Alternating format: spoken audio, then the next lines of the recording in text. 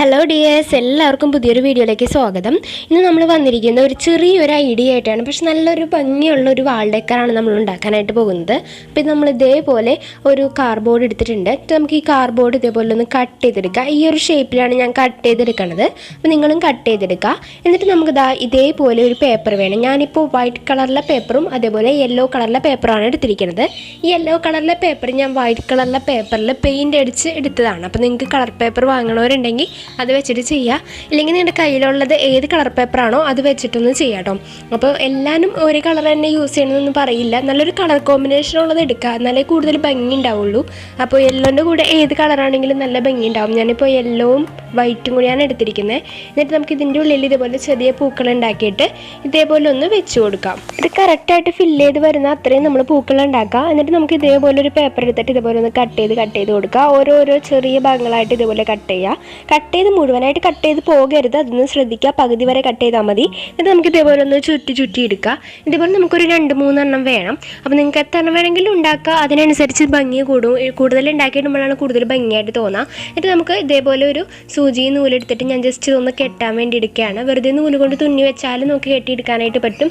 സൂചി വേണം നിർബന്ധമൊന്നുമില്ല. അപ്പോൾ ഞാൻ ഇതേപോലെ ഒന്ന് തുന്നി എടുത്തിട്ടുണ്ട്. കറക്റ്റായിട്ട് അഴിഞ്ഞു പോരാത്ത രീതിയിൽ ഒന്ന് തുന്നിയെടുക്കാം. അതിന് പകരം നിങ്ങൾക്ക് വേണമെങ്കിൽ പേപ്പറിലാണെന്നുണ്ടെങ്കിൽ തുണി ആയാലും നമുക്ക് ഉപയോഗിക്കാം. നല്ല ഭംഗിയുള്ള തുണിയൊക്കെ ഉണ്ടെങ്കിൽ അത് വെച്ചിട്ടായാലും ചെയ്യാം. എന്നിട്ട് നമുക്ക് ഇതിൻ്റെ മുകളിലേക്കൊന്ന് ഒട്ടിച്ചു കൊടുക്കാം.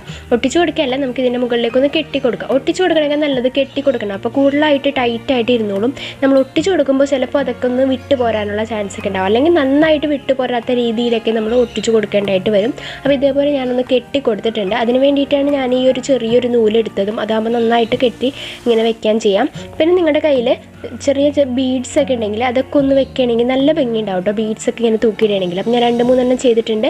ഒരു വൈറ്റ് കളറിലെ പേപ്പർ എടുത്തിട്ട് ഞാനിതുപോലെ ചുറ്റാൻ വേണ്ടി എടുക്കുകയാണ്. കഴിഞ്ഞ വീഡിയോയിൽ ഹൈമ എന്ന് പറഞ്ഞിട്ടൊരു ഐഡിയിൽ നിന്ന് ഹായ് പറയാൻ പറഞ്ഞിരുന്നു. ഹായ്. അപ്പോൾ എനിക്ക് ആരാണെന്ന് കറക്റ്റായിട്ട് അറിയില്ല. കാരണം ഒരുപാട് കുട്ടികൾ അമ്മയുടെ അച്ഛൻ്റെ എന്നൊക്കെ ഇങ്ങനെ ഹായ് പറയാനായിട്ട് ഇടാറുണ്ട്. അപ്പം നിങ്ങൾ പറയുമ്പോൾ പേര് കൂടി ഒന്ന് പറയാം കേട്ടോ. കാരണം ഒരുപാട് നാളായി ഞാനിപ്പോൾ നിങ്ങൾക്ക് മുമ്പൊക്കെ ഹായ് പറഞ്ഞിട്ടുള്ളതായിരിക്കും. പക്ഷേ കുറേ നാളായി ഇപ്പോൾ വീഡിയോസൊക്കെ ഇട്ടിട്ട്. അപ്പോൾ കുറച്ച് പേരുടെ പേരൊക്കെ ഇങ്ങനെ മാറി കാണുമ്പോൾ മനസ്സിലാവില്ല.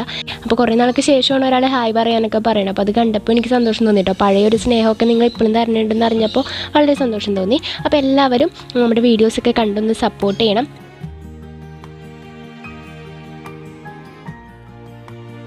ഞാനിപ്പോൾ ഇതേപോലെ റെഡിയാക്കി എടുത്തിട്ടുണ്ട്. നിങ്ങൾ ചെയ്ത ട്രൈഡ് പിക്കൊക്കെ എനിക്ക് അയക്കാനുള്ള മെയിൽ ഐ ഡി ഞാൻ ഡിസ്ക്രിപ്ഷനിൽ ഇട്ടിട്ടുണ്ട്.